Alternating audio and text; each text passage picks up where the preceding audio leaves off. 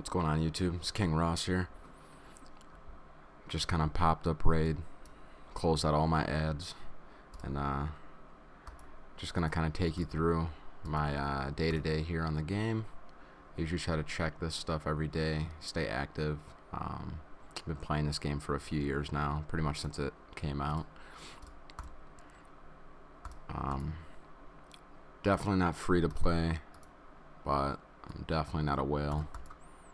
Mostly everything on here is gems that I've purchased with a little bit of money here and there, but usually I don't spend money on this game. It's not really like my full-time thing. This is actually my first video I'm making on the game, so hopefully you guys enjoy it.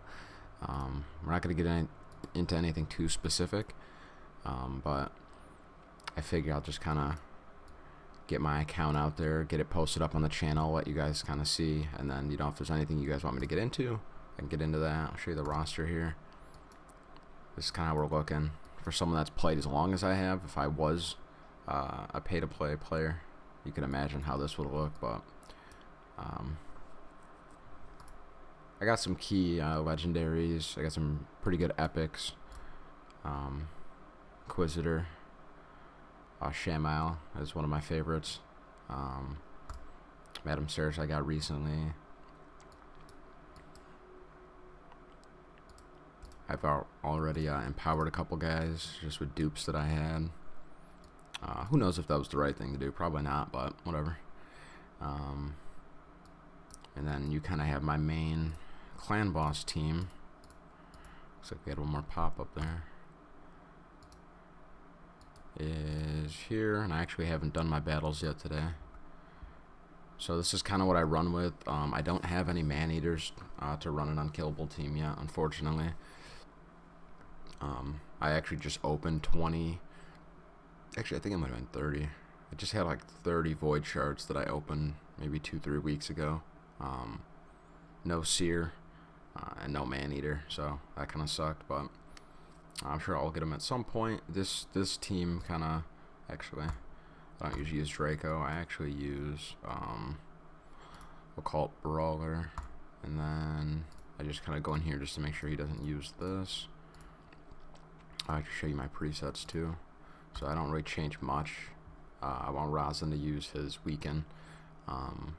That's why I actually turn off the other move on Occult Brawler. I don't need him using that move. I just need him applying poisons. For Razan, I don't need him using his A3 at all. Sepulture, I have her prioritize her A1, so it kind of keeps things in order when I put it on autopilot there. And then for Septimus, he's on the team really to extend the debuffs with this passive here. Each attack has a 30% chance of increasing the duration of all debuffs on the target by 1 turn. Damage inflicted by each attack increases by 30% if the enemy's current HP is over 50%. So Septimus is able to put a decent amount of damage down, but also kick those poisons and extend the weaken out.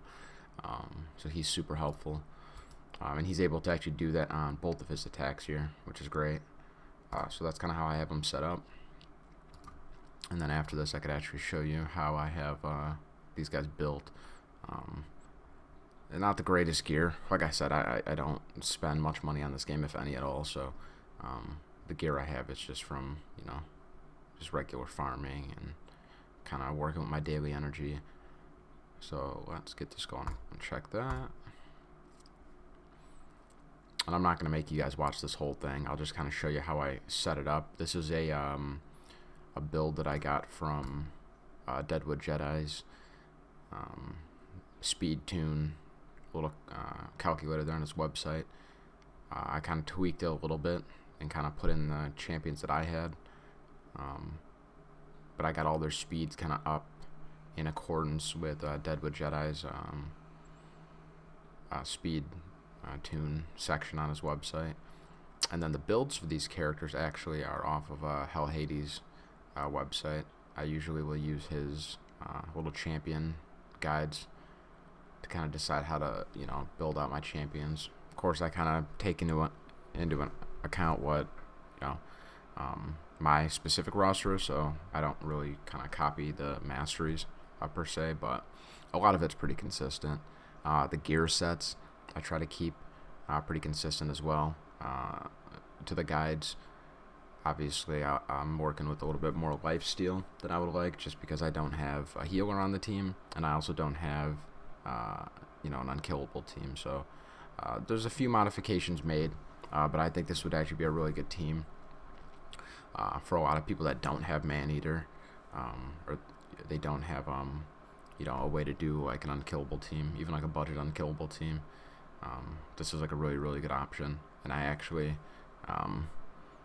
damage wise get up there some of the top people in my clan that run unkillable teams with this team. Daily I'm able to at worst 3 key Ultra Nightmare. I have 2 keyed it a few times. That's a little bit more particular to the affinity. Red affinity I do the best on with the specific team. Obviously there's no blue affinity people on my team. So real quick though, so this is the important part. If you notice, I did Sepulchre's A1 and made sure she didn't use her A2, her block debuff in the beginning, kind of ran it on auto to this point. Now we're in a position where the clan boss is 1 turn away from using his Flesh Wither move. So what we want is Martyr to put up the increased defense and the counter attack before he uses this. So it was important to come out of auto here, because if I didn't, she would have used this. He would have done his A1, stunned, tried to stun someone. That one person would have counterattacked and would have wasted it. So what we're going to do is do the A1. He'll do a single attack on Martyr. Now, at this point, we could put it into auto. So what's going to happen is Sepulchre, when the A3 here is 1 turn from being used, is going to put that up. You'll see here. So we got the counter attack up. Sepulchre is going to get her second turn because she's set with a 2-1 speed ratio. So she'll get another turn right here before the clan boss goes, before he drops Dark Nova. Get this up here, and then that's going to, boom, good to go. And that's just going to keep rotating like that. So what I'm going to do now is I'm actually going to cut. And then once we kind of get here towards the end, I'll show you guys kind of the end, and we can take a look at the final damage output. And then I'm just going to go ahead and run it one more time after that, and then wait for that 3rd key to pop up, and that'll get me over my 7 mil, and that'll ensure I get the top reward with Ultra Nightmare. So I will be right back. Alright, we're getting close to the end here, guys. My Poisoner and my debuff extender are both down. Sepulchre, Martyr, and Rosin usually get a little bit more damage in at the end. But you see we're pretty much sitting around 25 mil there, which is plenty for a 3 key. So 25.35 mil. So definitely not great. But if you're someone, again, that doesn't have Maneater, that doesn't have Seeker, maybe that doesn't have a Pain Keeper, or you can't do like a Bad Eater team, this is something I think more than likely you get a fusion champion here. Obviously everyone else is just kind of like a random pull, but there's plenty of characters that can kind of fill in these roles. Sepulchre's main point of being on the team there's for that block debuff. It's not a huge deal for Void Affinity for Ultra Nightmare, just because he puts those poisons down, and you're not going to really sync up Sepulchre to block those poisons. But once you're in one of the other affinities, she's her role is to kind of make it affinity neutral for your team, so your team isn't really at any disadvantage. Martyr can be replaced with Valkyrie, someone that'll give you that counter attack. Valkyrie's a little bit better, but I have Martyr, and Martyr's great, so I like to use her. Rosin's really just great for the weekend. He also has the buff removal that can take that increased attack off the clan boss with his A1. It's also a triple hitter. that can proc extra damage, based on your masteries. And then a Cult Brawler is great just because he has a chance to apply a poison before his turn, and then his A1 has a chance to apply a poison. So you can see his damage are 10.5 million. He did an insane, almost half the damage just from him alone with those poisons. He's absolutely incredible, and you could build him very tanky. And then again, Optimus is just great to extend out those debuffs. So we'll get out of here. Excuse me. Claim that, and then we could actually take a look. Goodness gracious, we could actually take a look at how we have some of these guys built out here. So we're Razin. Like I said, I don't have the greatest gear on him. Definitely some 5-star pieces. So speed boots, of course. Went for the defense secondary there. Substat. The other 3 weren't great, but he needed some speed boots that were lifesteal, so he got those. HP. This had a triple roll on resistance. Really wasn't what I was going for, but it was a 6-star HP body with the speed substat. A little bit more defense there as well. I would actually probably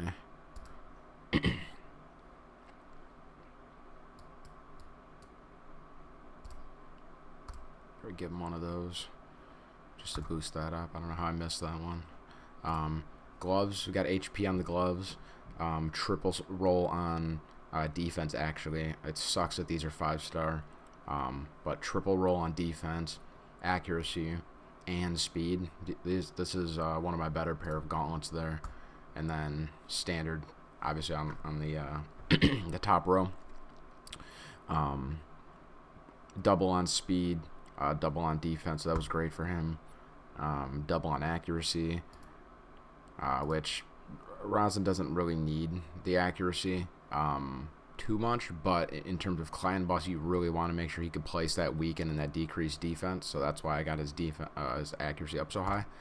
And then we got some more accuracy on the weapon here. So not all these pieces have speed, and that's for a reason. We want his speed exactly where it is right now at 182 to keep him in sync with the rest of the team. That's a part of the speed tune that I mentioned. So that's the reason why we're not kind of like pumping him up.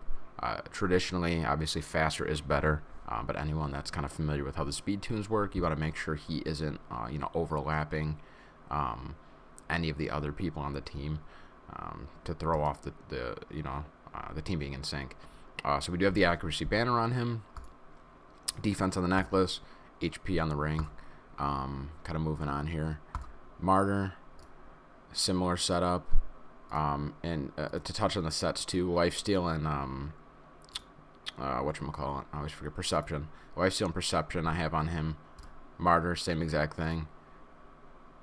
I'll just kind of flip through these real quick. I don't want this video to take too long. We're already at 13 minutes. So HP on the gauntlets, defense on the chest plate, speed on the boots again, and then for her we have defense on the ring, defense on the amulet, and the accuracy on the banner. So I actually dropped Martyr's HP a little bit. It was well over 60,000. I dropped her HP and increased her defense just because I wanted to make sure that she was targeted a little bit more. I really would like to drop her HP a little bit more. Maybe just below 50, and then get her defense over 4,000, maybe like 4,500. Just to make sure she could take those A1s from the clan boss, and also her health is low enough to be targeted.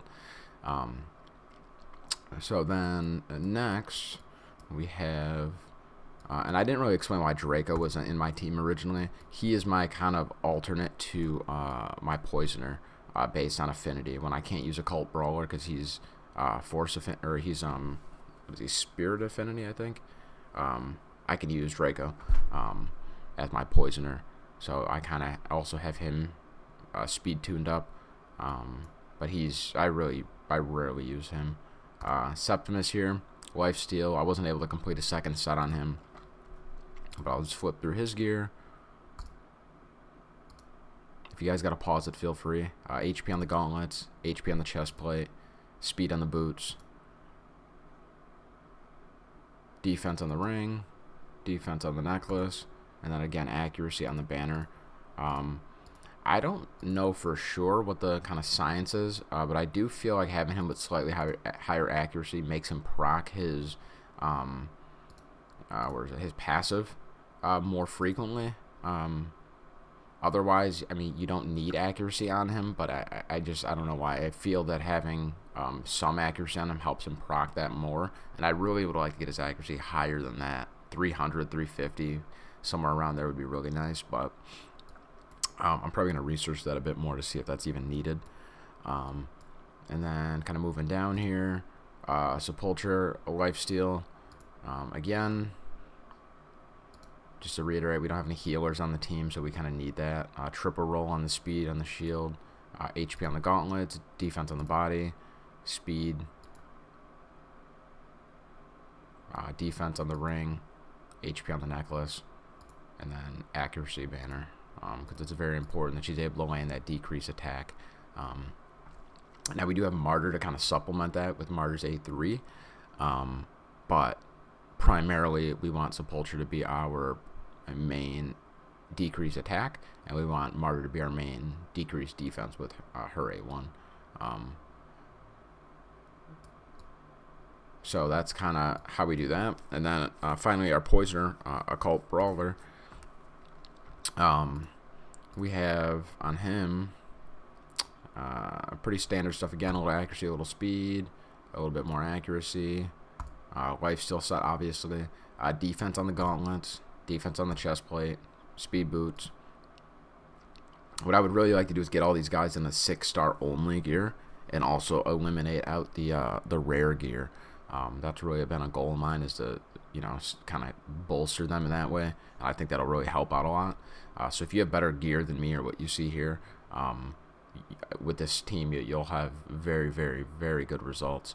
I'm hoping to not have to use this team forever. I really want to get a man-eater and kind of experience, you know, the unkillable teams and all that. I think that'd be great, but this is kind of what I got for now. A defense on the necklace, and then obviously accuracy on the banner, you know, being our Poisoner. So that's kind of what the clan boss team's looking like. I'll let you guys take a peek at my Great Hall. It's not great, ironically. I didn't prioritize Arena when I first started playing this game, but you see I have put in a little bit of work. I'm trying to get these up to 10, because I've actually been stuck on my missions at this one here. So I'm kind of working towards that. Let's see what else I can show you guys real quick before I let everyone go. I'm gonna be making more of these videos kind of as I do my daily stuff, just to kind of you know, let you guys take a look at the account, let you guys ask some questions, kind of based on what you guys want to know, we'll kind of, you know, shape and decide what next videos I put out. So if there's anything specifically that you want me to touch on, if there's anything that you want me to go over, definitely leave it in the comments. I'm responding to all comments. I'd be more than happy to, you know, make a video specifically for you or a question you have, or maybe trying out a team. I'll show you guys a roster again. But yeah, other than that, man, I appreciate you guys watching. Please like, comment, subscribe. Like I said, any questions, comments, concerns, leave it in the comments for me, please. Other than that, guys, I'll see you next time. Peace.